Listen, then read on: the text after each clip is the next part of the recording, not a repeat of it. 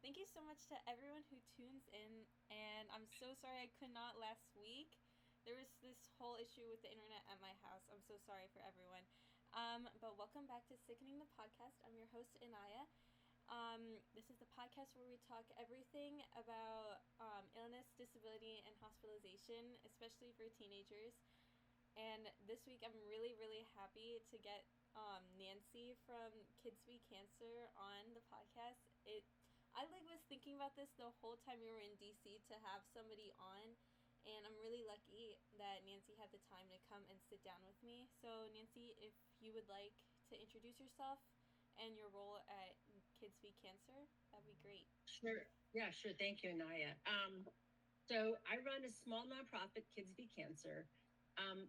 I started it after my son, Jacob, died of a pediatric brain tumor when he was 10.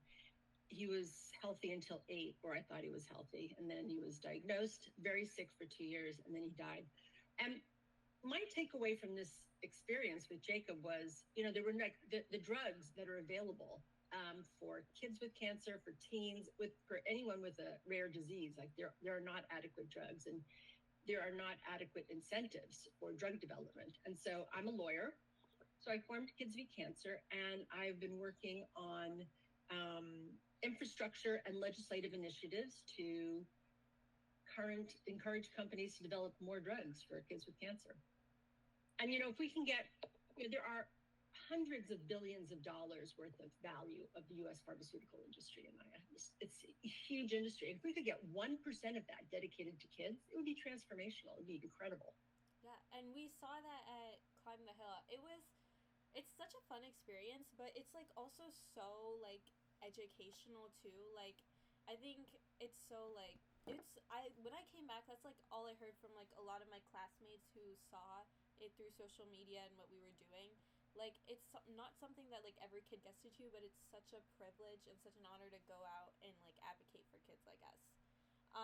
Well, I think the strength, and if your viewers don't know what Climb the Hill Day is, so one of our central events at KIDSvCANCER is we have kids and teens and young adults come to Washington, D.C., and we we train them on how to have a professional meeting with a member of Congress and their staff, the legislative process, and what are the policy changes that we seek to address with the bills we're working on.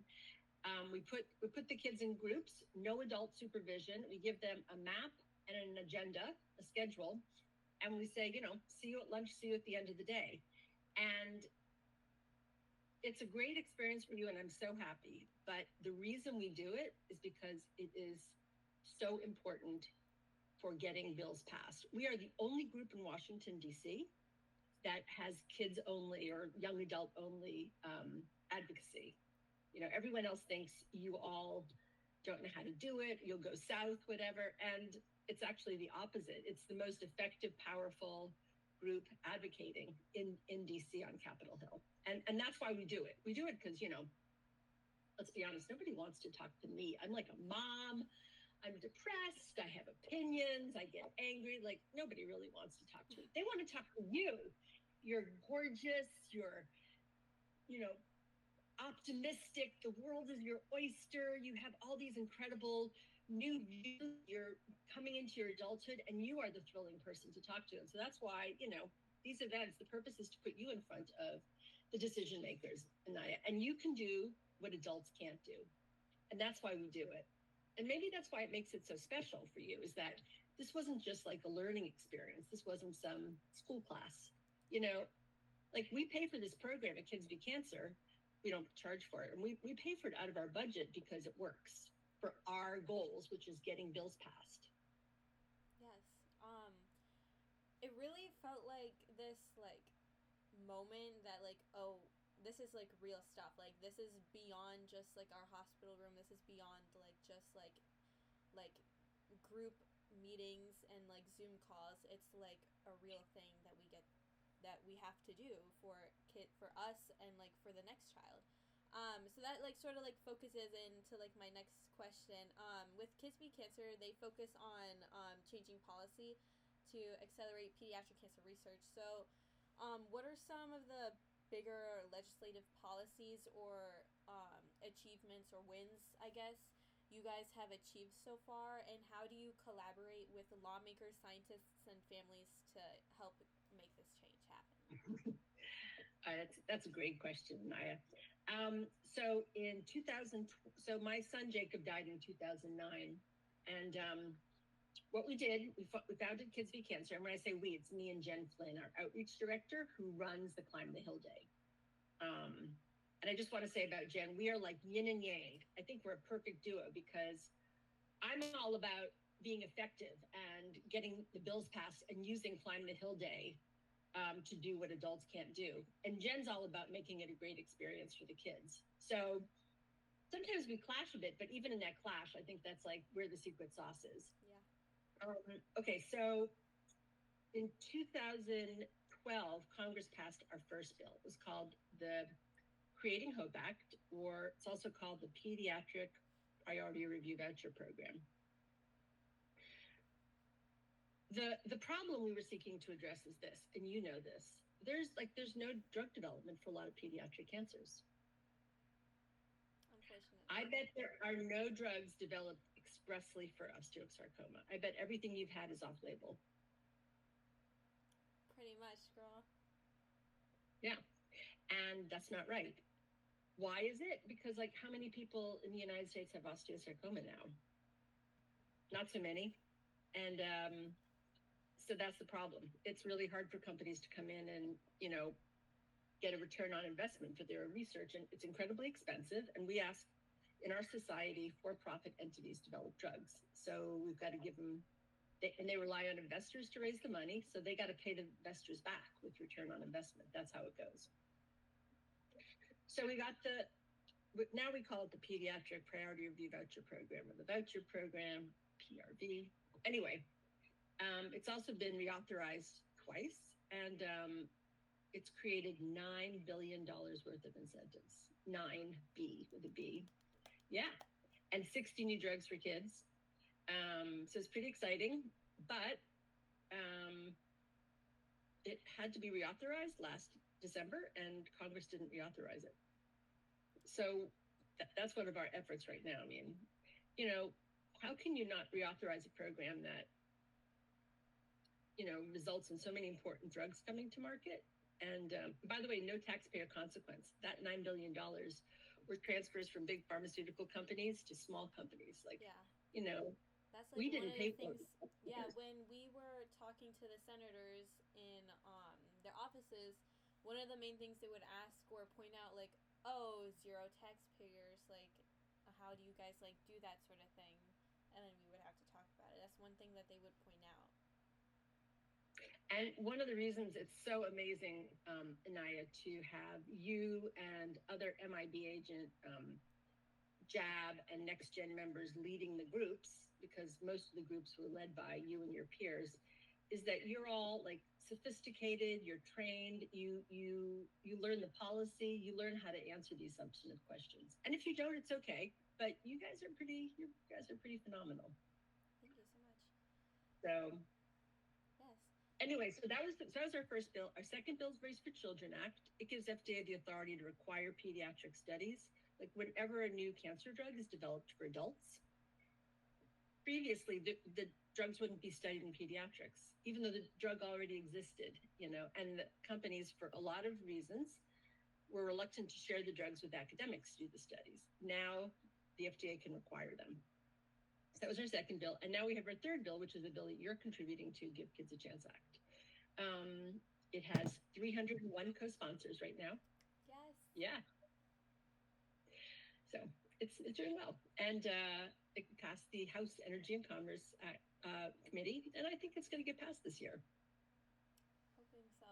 Fingers crossed, and all my prayers going towards, Thank you. We'll have to get you back here to push for it. Girl, I'm about to book my next flight out. I mean, look, all of your viewers love listening to you. So do members of Congress. So do their staff. Like, that's why this works. That's really why this works. And who can better talk about these issues than, kids and young adults who've had experiences with it. And the other thing is, like, our secret sauce is people think, high school students can't do it. They don't realize how brilliant and articulate you are. I'm making you blush. She's blushing. Stop. One main question I got. This is a question like my English teacher asked me when I came back. Like he was like, "Oh, like I'm wondering like what questions they would ask you." So he asked me like if like Congress asked what makes advocating for pediatric cancer research different from advocating for like adult cancer research, if that makes sense, or just like cancer research in general. Like, why are we just focusing on children? Well, first of all, every group in DC does their own. I'm sorry, why should we do the adults? Only like 4% of all research funding at National Cancer Institute goes to kids. So you're supposed to come to DC and I'm supposed to like run this program and pay for it, and we only get 4% of the benefit? It's ridiculous. I don't think so. That's ridiculous. So that's number one.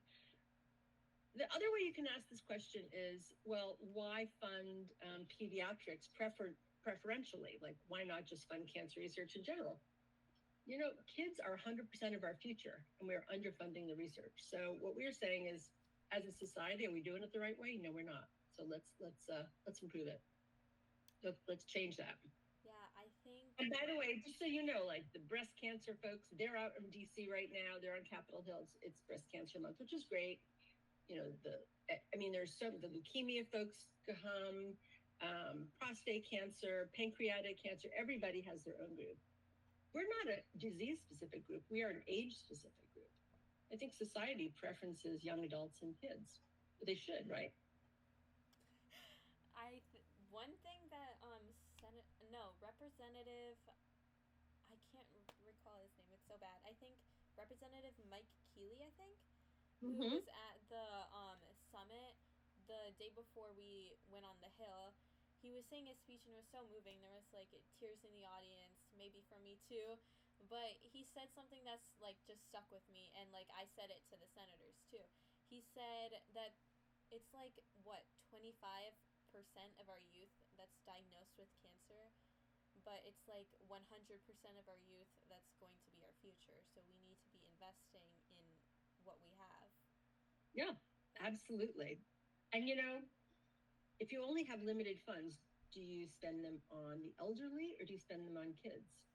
It's like this whole ethical issue. Yeah. It's not even ethical. I mean, like, how could that be a question? I'm 60 right now. If there was limitation of funds, I want them used for drug development for young adults and teens and kids. I've had a great life. I hope I get a lot more of it. But I've had a great life. I've had 60 years, Give everybody else that too. That's as a society, that's really how we think about childhood usually. We don't usually ask sick kids to go without so that thousands of adults can get better drugs. That's what the NCI does. It's kind of crazy. Yeah. So we touched base on the Give Kids a Chance Act, which is your third act that's currently in motion right now, or trying to get in motion, I guess, with the shutdown. Yeah. But so you said that it will basically give more incentives for kids with cancer and more like drug opportunities, correct? That's correct. So then my next question is, how do you ensure that kids with rare or hard to treat cancers are included in clinical research opportunities under this act? This act doesn't specifically target that problem, but I would like to turn that around to you. Like, what do you think we could do to make this better? I mean, like, have you had experience with observing studies that were potentially promising and you and your friends couldn't get on them because you weren't 18 years old yet? Yes, I've heard. Not me personally, but I know some people who couldn't get into clinical trials because they didn't reach that age mark, or their tumor is way too, like, quote, progressed for them to keep being on. And I feel like this goes under the case with like a lot of DIPG patients too. And I met a few to ask about the act. Which is ridiculous. Like, that's amazing. Do you go to events and talk about Kids v Cancer too and advocate for your nonprofit like that? I do. That's my job. So I go to conferences. I try to get opportunities to talk at conferences and talk about what we're doing and ask for support, whether it be coming to DC to advocate as you did, advocating by Zoom. We do Zoom meetings as well. Email, we do email chains. We do, we encourage people to go to town halls of members of Congress. And then just, people know members of Congress, or you'd be amazed. Everybody, it's like stone soup, right? Do you know the story of stone soup, right? There's a village and everyone's hungry, and a traveler comes and says, like, I think we can make soup. And everyone says, well, we don't have the food. And he says, well, just get a big pot, huge pot, and they boil some water, and he throws a stone in. He said, this is a magic stone. He said, oh, I wish we had a potato. One person says, I have a potato. And then he says, I wish I had a carrot. Another person has a carrot. Another person has, some celery. Another person, and next thing you know it's a whole delicious soup. And that's kind of like what advocacy is. Like, you just go out in the world and you just say, okay, stone soup, like, what do you have? Who's got something to throw in the soup? And that's how you get it done. You never know who's going to show up and what they're going to be able to contribute. And it's like so much fun meeting all these new people too. It's like so empowering to feel and to come home like knowing so much more about this world, Mm-hmm. How do you think we should change our Climb the Hill days to improve it? Change it. Or improve it. Everything can be improved. I really liked how my group was.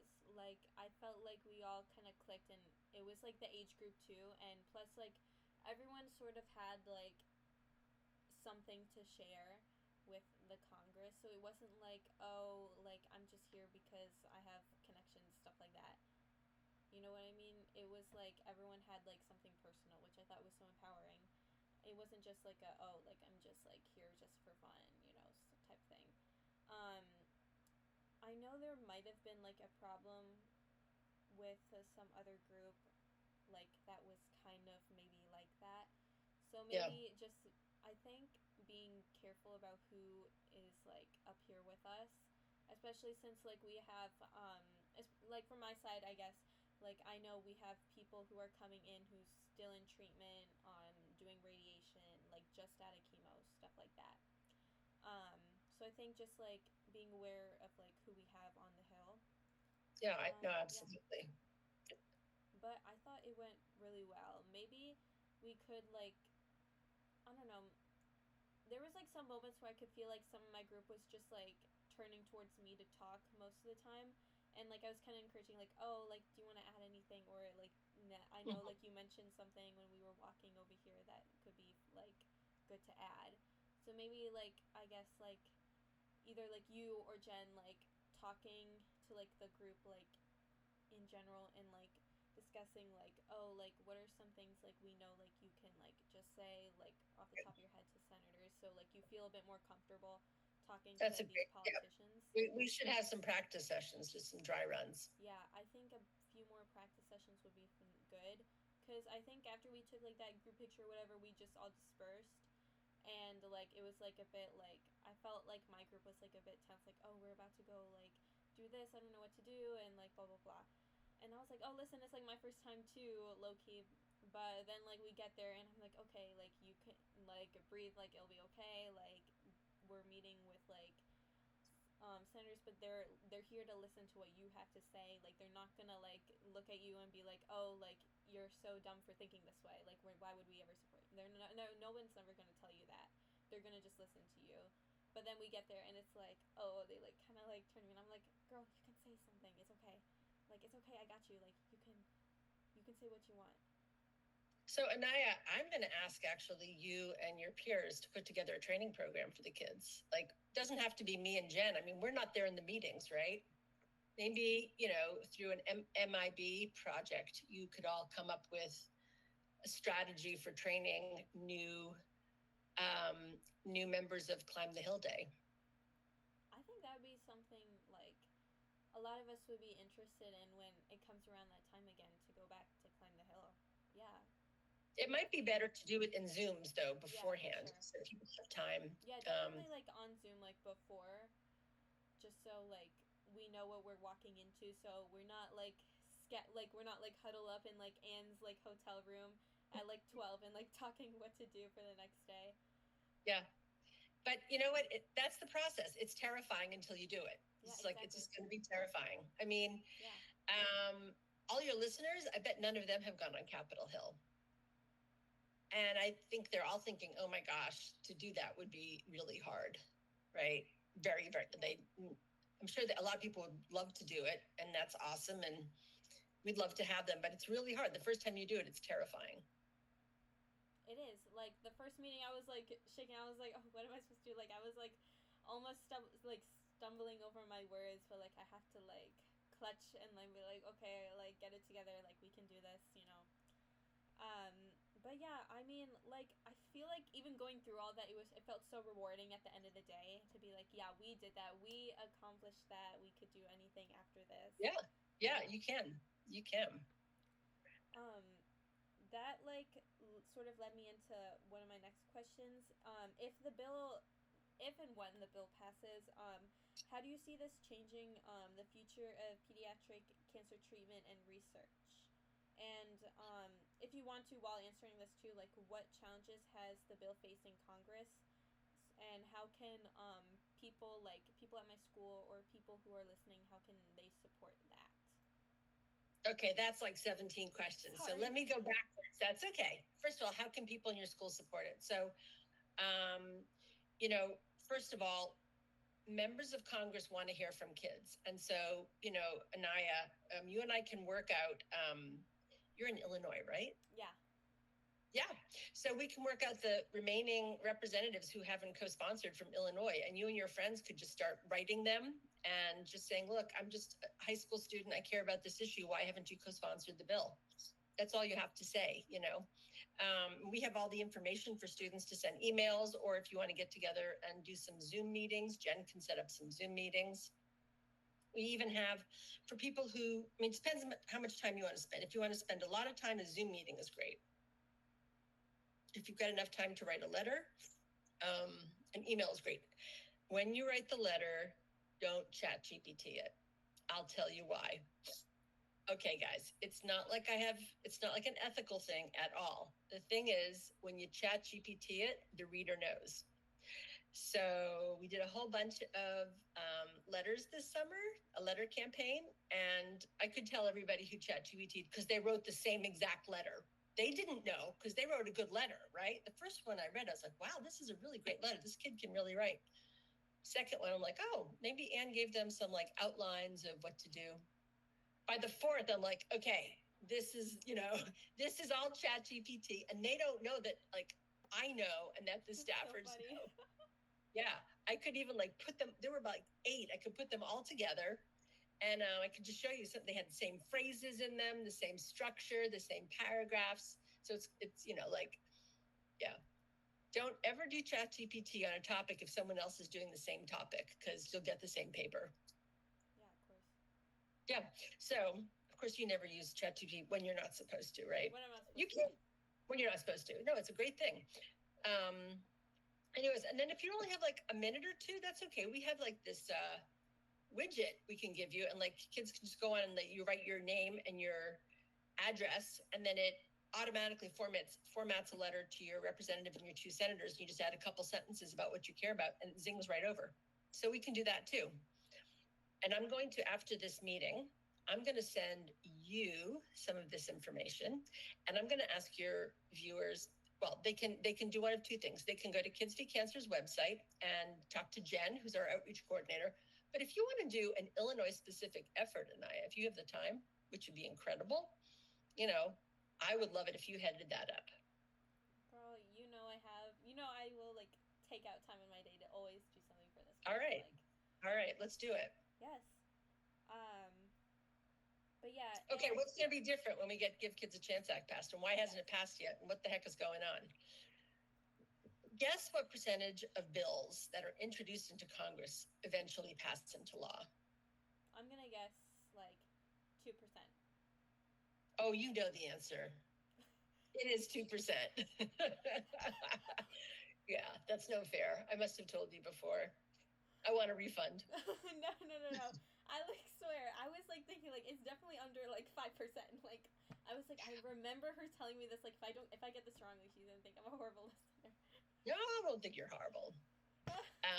Yeah, so it's 2%. It's not. That's pretty hard, right? So we've been working on this one for a long time. 3 years on Give Kids a Chance Act, and then 2 years prior, on like the first piece of it. So it just takes forever to do. Just takes forever. I think we're going to get it passed in December, though, even with the shutdown. Yeah, even with the shutdown. Yeah. That like sort of leads into like my sort of a bit wrapping up-ish question.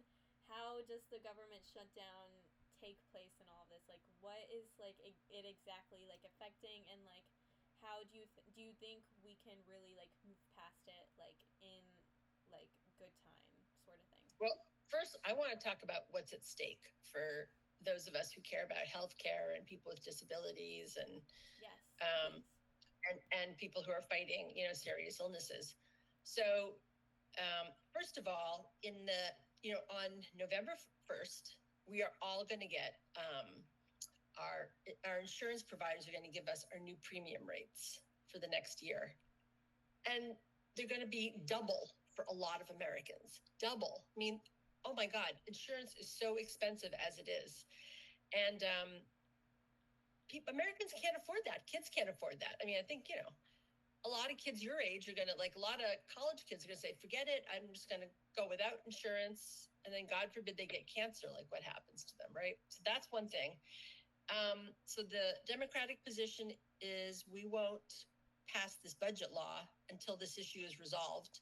The way it can be resolved is there used to be government subsidies for premiums for insurance.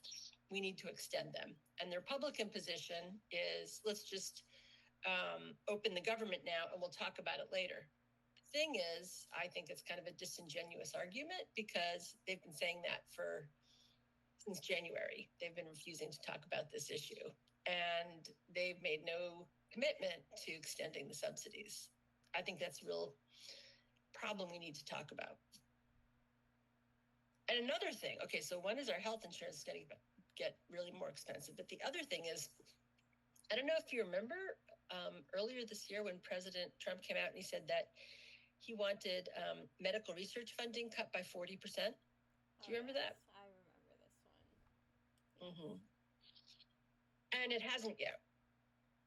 But the way the Republicans interpret the budget process, they would be able to do that like early 2026, or actually maybe even like December.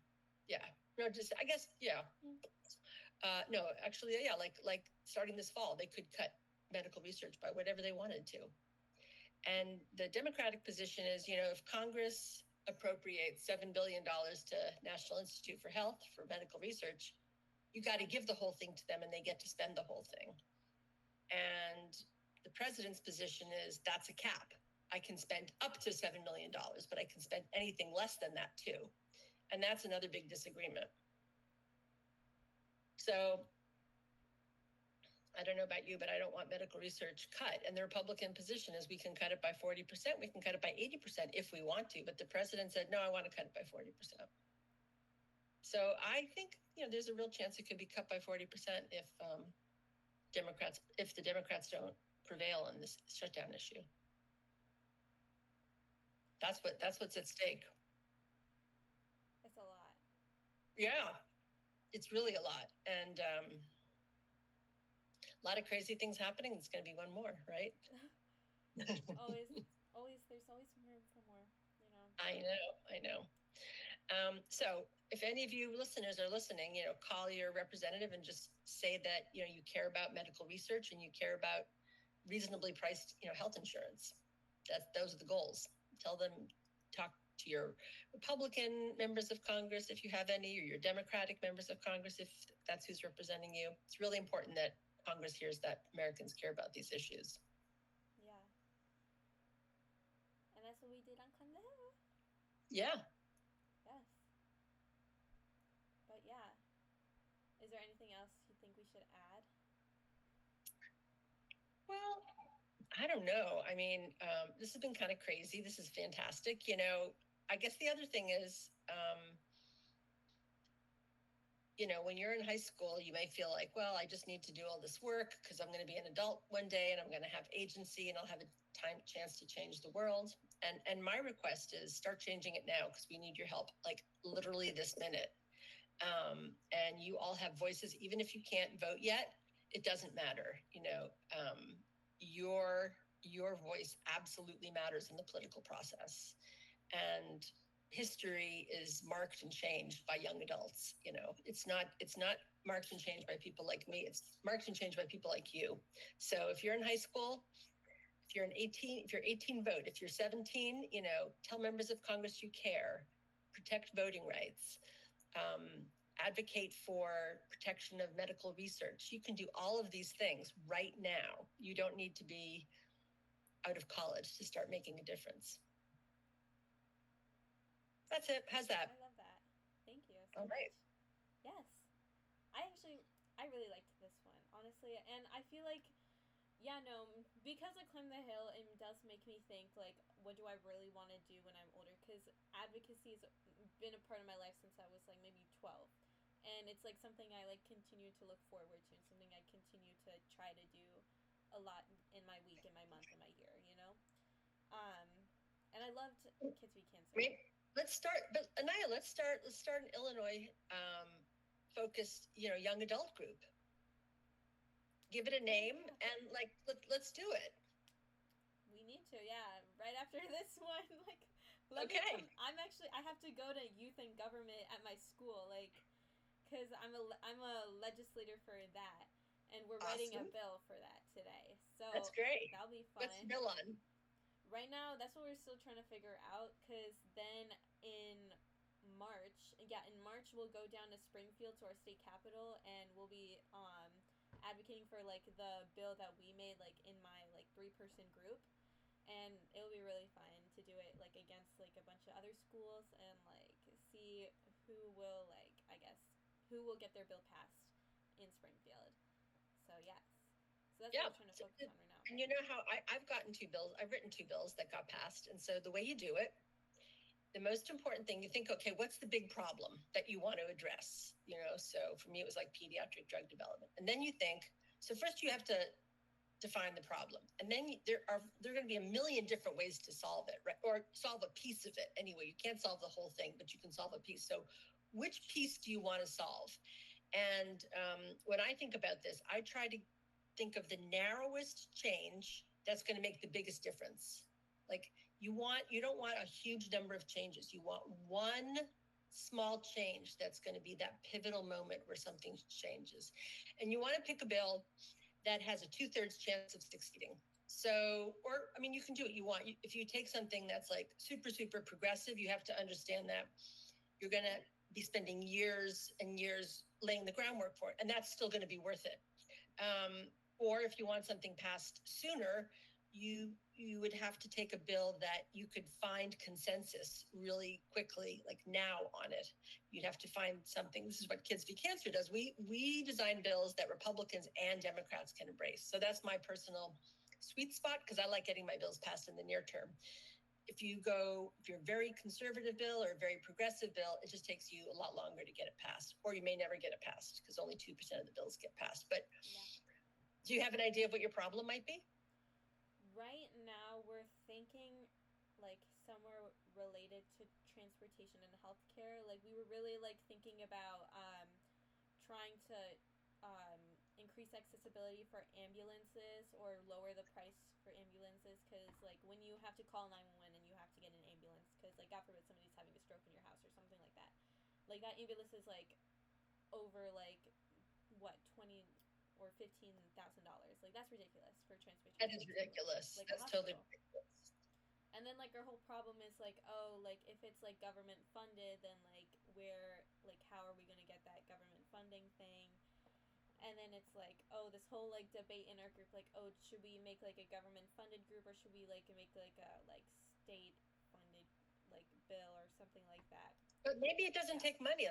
I think ambulance costs is a really interesting problem. So how could you change it? You could pass a law saying, ambulances are required, they cannot pay more, you take their purchase price, right? And then, do you know about depreciation, this tax concept? Where, Maybe. well, maybe, okay, let's say an ambulance is purchased for, let's say $200,000, right? Then there maybe pass a law that says, like, you only can do rides for 1 or 2% of the purchase price of the ambulance. That's the cap that you can do. Or maybe you have to advertise what the price of an ambulance is, like when you're listed online, so that somebody can go online and like look at a bunch of ambulances and see which is the cheapest one. Maybe that's the rule. Maybe the rule is you have to advertise. Maybe the rule is you can only charge up to, say, 1% of the purchase price. That's two ideas for what it could be, right? Yeah. Well, first of all, health insurance, maybe the rule is that health insurance always has to pay for it. That's another thing we were tossing around too. So that's three. That's how I would put the bill together. Like, those are three ideas for how people don't end up getting ripped off with it, but there's more too. There's other things you could do. You could say, I don't know. It's okay. I have to go and do that stuff now at school. This has been amazing, Inaaya. Thank you so much for having me. Yes, and thank you for taking time out of your day, because I know with everything with KIDSvCANCER, and especially with what's happening with our government now, you're busy and booked and everything. So I really appreciate you coming on and letting me talk to you. But yes, always. Yes, thank you so much. Thank you. Thank you to my listeners too for tuning in again this week. I'm very, very grateful for so many people who actually support my very small podcast. But I'm really glad where we're at right now, because right now it's like my mini milestone. This is my 10th episode, so I'm really excited about that. Yay! Thank you, thank you, thank you. But yes, this is Sickening the Podcast. I'm your host again, Inaaya, and thank you again to Nancy for joining on being my guest this week. I'm your guest again. Yes. Hopefully I'll see you soon, and if not, I'll see you next year in Washington. But I'll definitely see you and hear from you again, because I will be emailing you about making something for Illinois for sure. Because now that's going to be running in my head now about what I can do. But yes. All right. Thank you so much. Thank you, guys. Good night. Good luck. Thank you. Take care.